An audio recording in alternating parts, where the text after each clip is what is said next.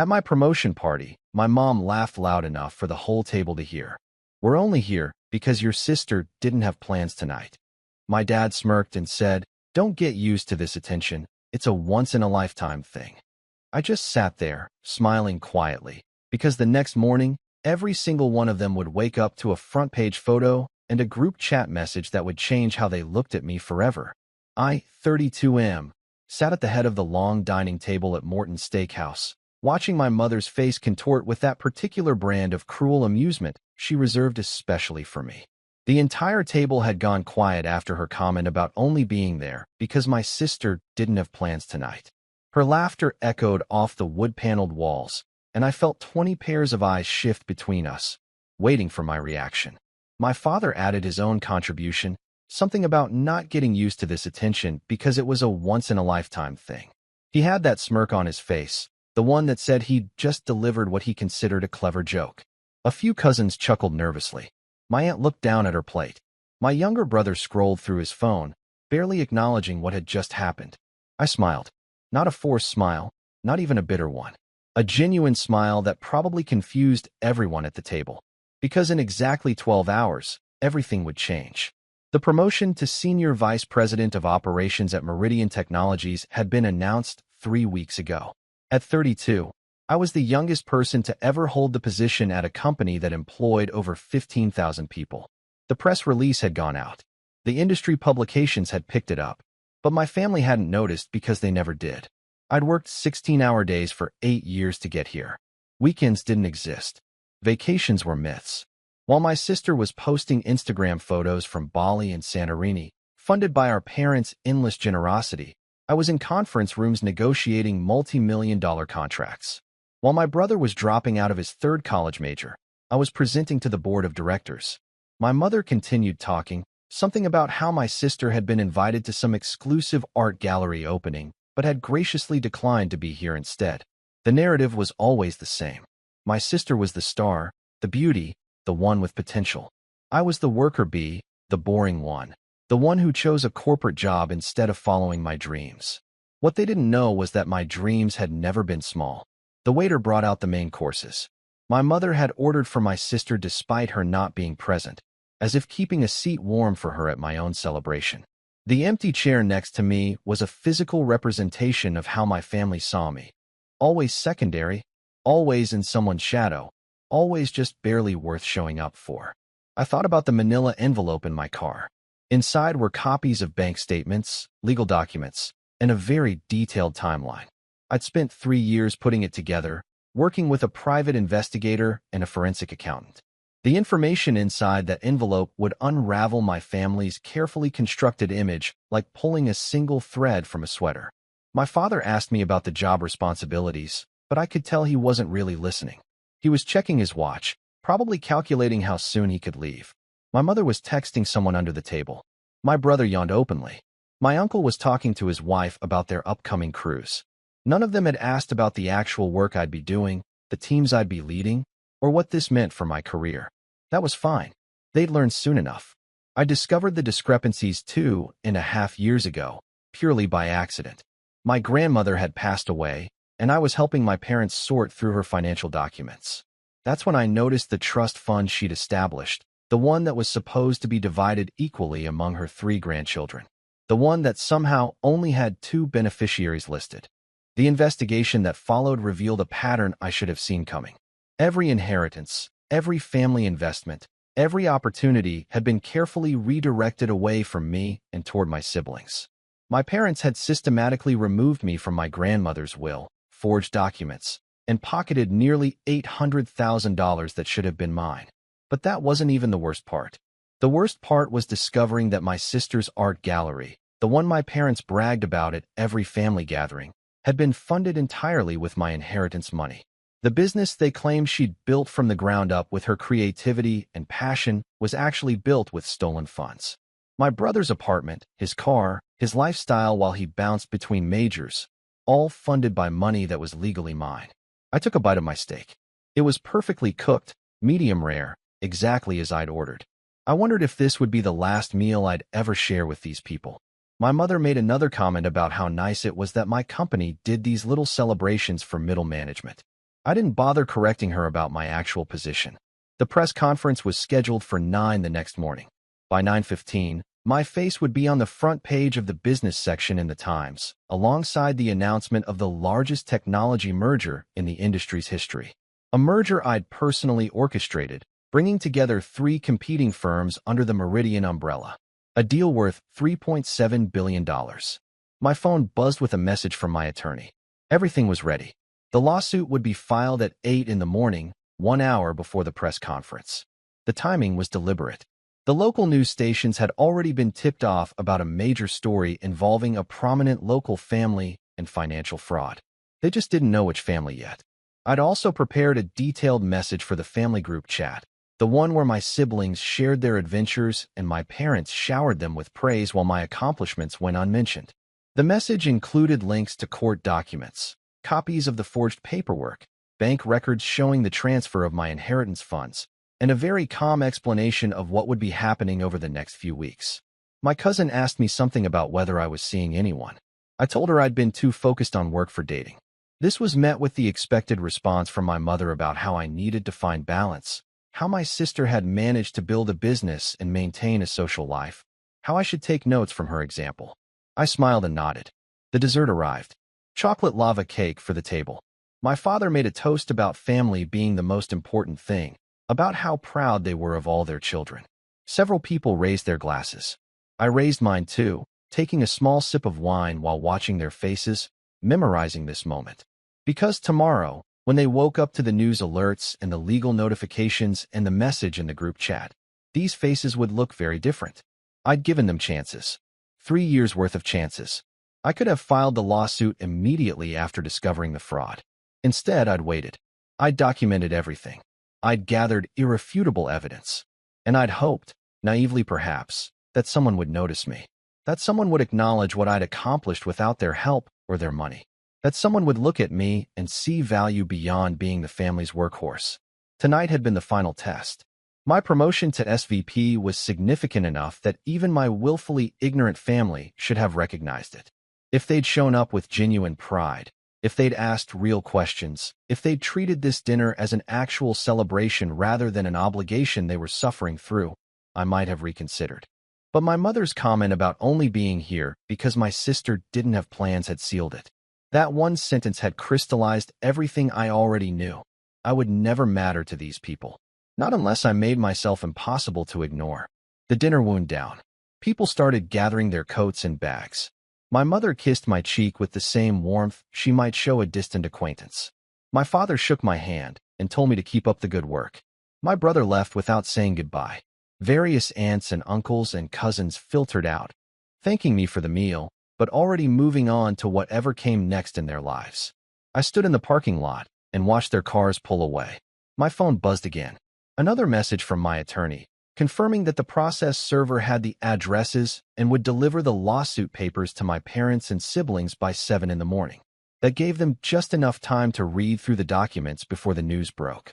The group chat message was scheduled to send at 8:30, right in that chaotic window when they'd be panicking, but before they could effectively organize a response. The message was calm and factual.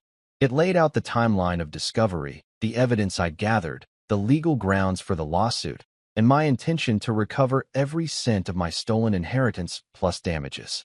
It also included a brief note about the press conference at 9, with a link to the live stream.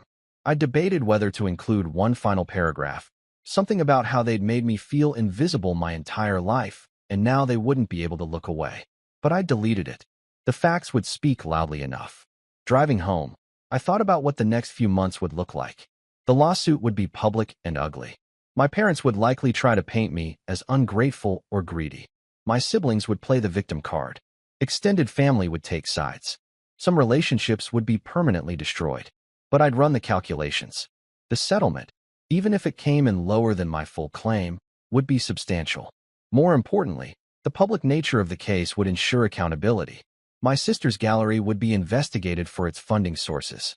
My parents' reputation in their social circles would be shredded. And I would finally, definitively, establish that I wasn't someone who could be overlooked or dismissed. The apartment was quiet when I got home. I poured myself a glass of whiskey and sat on the balcony, looking out at the city lights. My phone showed the scheduled messages queued up and ready to send. The legal documents were filed electronically and set to process first thing in the morning. The press conference materials were finalized. Every piece was in place. I thought about calling it off. For maybe 30 seconds, I considered deleting everything and walking away, taking the high road, being the bigger person. Then I remembered my mother's laugh at the dinner table. That casual cruelty, delivered in front of everyone, on what should have been my night. I remembered my father's smirk. I remembered 20 years of being second best, of having my achievements minimized, of watching my siblings coast on stolen money while I built everything myself from nothing. No, they'd made their choices. Now they'd live with the consequences. I went to bed early, knowing I'd need to be sharp for the press conference. Sleep came surprisingly easily. No guilt, no second thoughts. Just a calm certainty that I was doing what needed to be done. Update 1. My alarm went off at 6. I'd set multiple backups, but I needn't have bothered. I was wide awake, energized in a way I hadn't felt in years. The first message came at 7:03. My phone started buzzing and didn't stop. Calls, texts, voicemails, all flooding in at once. I'd anticipated this and had set my phone to do not disturb for everyone except my attorney and my assistant. Everyone else could wait. My attorney called at 7:15 to confirm the process server had successfully delivered the lawsuit papers to all parties. My parents had been served at their home, my sister at her apartment, my brother at his place. All of them now had legal documentation detailing exactly what I knew and what I intended to do about it. At 7:30, my assistant sent me a message that local news vans were parked outside my parents' house. Someone had tipped them off about the lawsuit. I knew who that someone was. My attorney had contacts at every major outlet in the city. The story was too good for them to ignore. Prominent family, financial fraud, stolen inheritance, all coming to light on the same day the youngest victim was being celebrated in the business press. The group chat message sent at 8:30 is scheduled. I checked it briefly. The chat had exploded with confusion and panic. My mother had sent a series of increasingly frantic messages demanding I call her immediately. My father had written that this was all a misunderstanding and we needed to talk as a family. My sister was claiming she'd known nothing about the funding sources for her gallery. My brother hadn't responded at all. I muted the chat and got ready for the press conference. The company had arranged for a car to pick me up at 8:15. During the drive, I scrolled through news alerts on my tablet. The story was already breaking. Local outlets had picked up on the lawsuit filing and were connecting it to the Meridian press conference. Financial reporters were putting together the pieces, realizing that the same person at the center of a major industry merger was also involved in a dramatic family legal battle. My phone showed 73 missed calls. I didn't check any of them. The press conference was held at Meridian's downtown headquarters, in the large auditorium we used for major announcements. I arrived to find the room packed with journalists, industry analysts, and company executives. The CEO met me backstage and asked if I was sure I wanted to proceed given the personal situation that had just become public. I told him I'd never been more sure of anything. At 9 sharp, we walked onto the stage. The CEO made the formal announcement of the merger, walking through the business rationale and the strategic vision. Then he introduced me as the lead architect of the deal, the youngest SVP in company history, and the person who would be overseeing the integration of all 3 companies. When I stepped to the podium, the camera flashes were blinding. I delivered my prepared remarks about the merger, the synergies we expected to achieve, and the transformation this would bring to the industry. I spoke for 12 minutes, answering technical questions with the precision I'd built my career on. Then a reporter from the local news station raised her hand and asked about the lawsuit I'd filed that morning against my family. The room went silent. Every camera swung toward me. I'd prepared for this question. My attorney had advised me to decline to comment on pending litigation, but I decided days ago that I would answer, once, clearly, and then move on. I explained that I'd recently discovered financial irregularities related to family inheritances and had taken appropriate legal action to recover funds that were rightfully mine. I stated that the matter would be handled through the court system and I wouldn't be discussing it further out of respect for that process. Then I pivoted back to the business discussion and didn't take any more personal questions. The press conference wrapped at 9:45. The CEO pulled me aside afterward and told me he respected how I'd handled it. Other executives congratulated me, several mentioning that they'd had their own difficult family situations and understood what I was going through. A few board members made a point of stopping by to shake my hand. By 10 o'clock, my face was on the front page of the Times business section, the Journal, and 3 local papers. The headlines all focused on the merger, but the secondary stories about the family lawsuit were gaining traction fast. Social media was exploding with takes on both stories, with most people connecting the dots and expressing support for someone standing up to family fraud. My phone continued buzzing with ignored calls and messages. At 10:30, my attorney called with an update. My parents' lawyer had already reached out requesting a meeting to discuss settlement terms. That had been faster than expected. Apparently, the public attention was making them eager to resolve things quietly. I told my attorney to decline the meeting request and proceed with discovery. If they wanted to settle, they could make a formal offer through proper channels, but I wasn't interested in backroom negotiations designed to make this go away. They'd stolen from me, lied about it, and continued to diminish me even after I'd built a successful career without their help. They didn't get to control the timeline now. Update 2. The next 72 hours were surreal. The merger story dominated business news, while the family lawsuit became a viral topic on social media. People I hadn't spoken to in years reached out with messages of support. Former colleagues sent congratulations. Industry contacts requested coffee meetings. My family's messages grew more desperate. My mother left voicemails crying and claiming she didn't understand what was happening. My father's tone shifted from dismissive to angry to pleading. My sister posted a long Instagram story about being blindsided and asking for privacy. My brother finally responded in the group chat with a single message asking how much it would take to make this go away. That message told me everything I needed to know. Even now, even with all the evidence laid out in legal documents and news reports, they viewed this as something that could be solved with money changing hands quietly. They still didn't understand that this wasn't about the money anymore. Extended family members started taking sides. Some reached out to me privately, admitting they'd always suspected something was wrong with how my parents treated me differently. Others defended my parents, claiming I was being vindictive and destroying the family over a misunderstanding. Several cousins stopped following me on social media.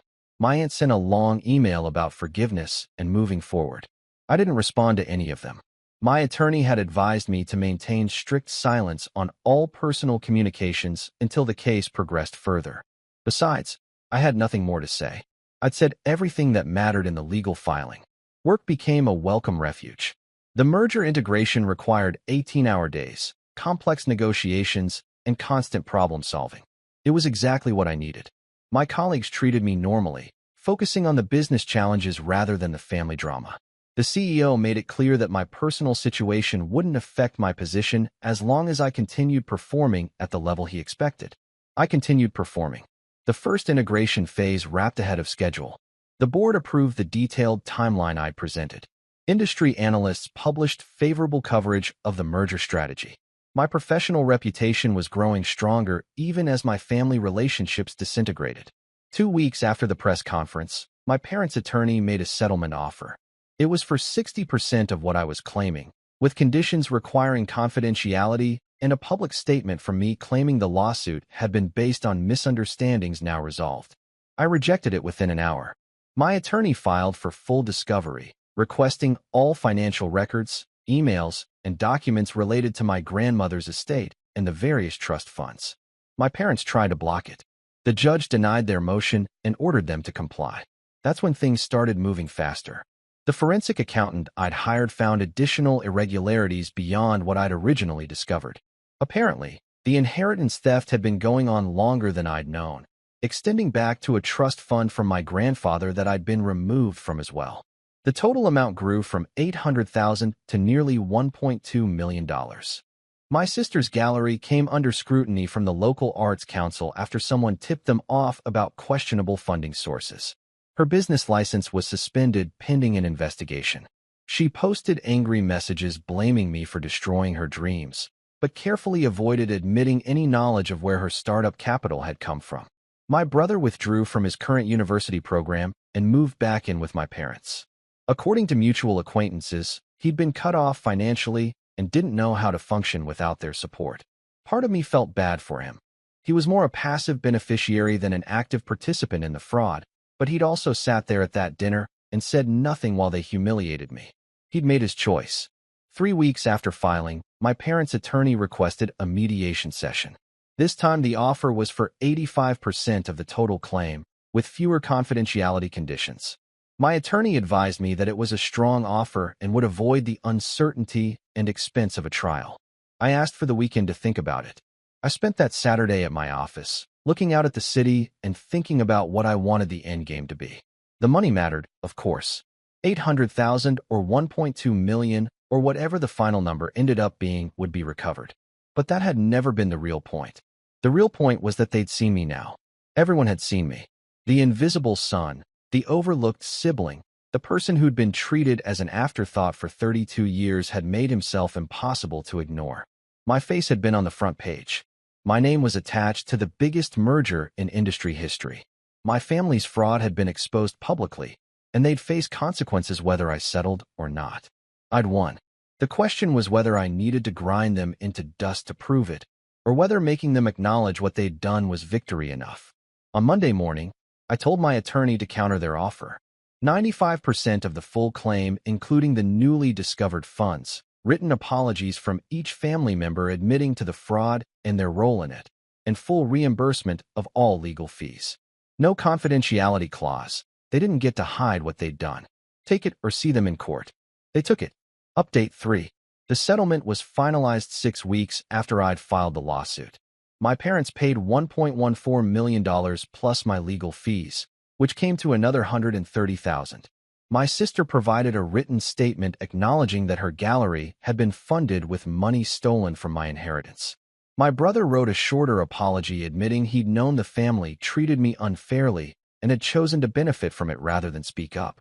My mother's letter was 3 pages long, full of justifications and excuses wrapped in language about how they'd always loved all their children equally and had made mistakes in judgment but never meant to hurt me.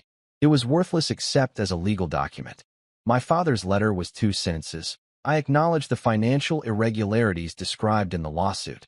I apologized for my role in these events. Even in apology, he couldn't bring himself to actually admit what he'd done.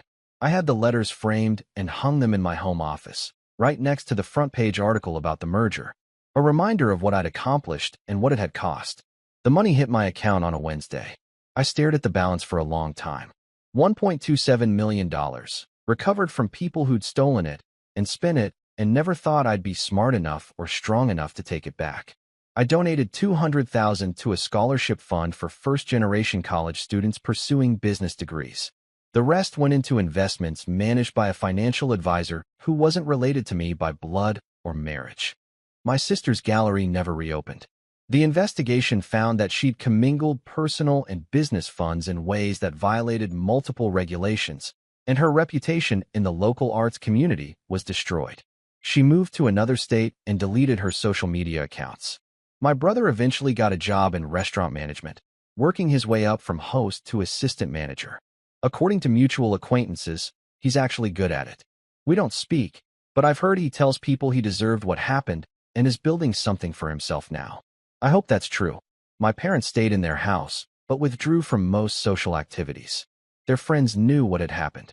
The country club they belonged to for 20 years quietly suggested they consider not renewing their membership. They declined to attend my uncle's birthday party when they learned I'd be there. I received a handful of messages from extended family members over the following months. Some apologized for not seeing what was happening sooner. Some tried to play mediator, suggesting that enough time had passed and families should forgive.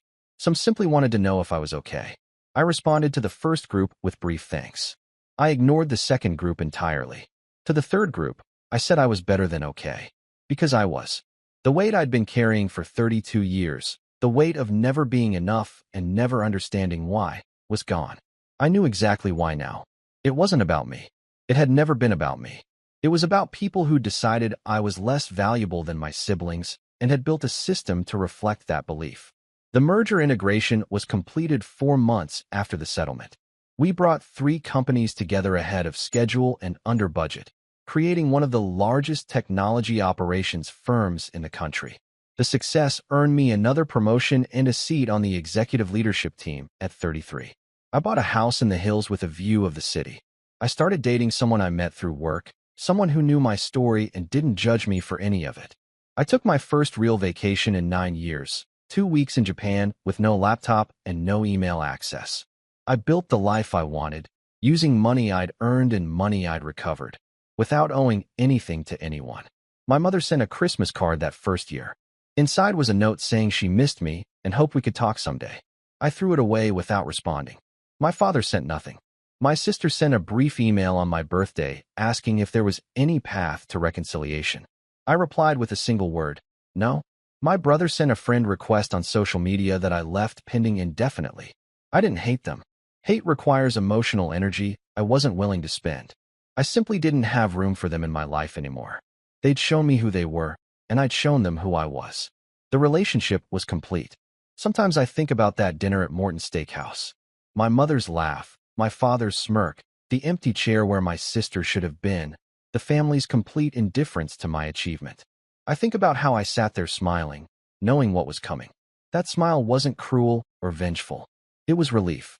Relief that I'd finally given myself permission to stop trying to earn love from people who'd never intended to give it. Relief that I'd found a way to reclaim not just my money, but my dignity. The revenge wasn't the lawsuit or the public exposure or the settlement. The revenge was succeeding spectacularly without them, proving that everything I'd built had come from my own work, and forcing them to watch from the outside while I lived a life they could no longer diminish. I'm 34 now, Senior Vice President of Operations at one of the largest tech firms in the country, owner of a beautiful home, in a healthy relationship, financially secure with money I earned and money I recovered. And every morning when I wake up, I remember that I'm not invisible anymore. I never was. I just needed to stop waiting for the wrong people to notice.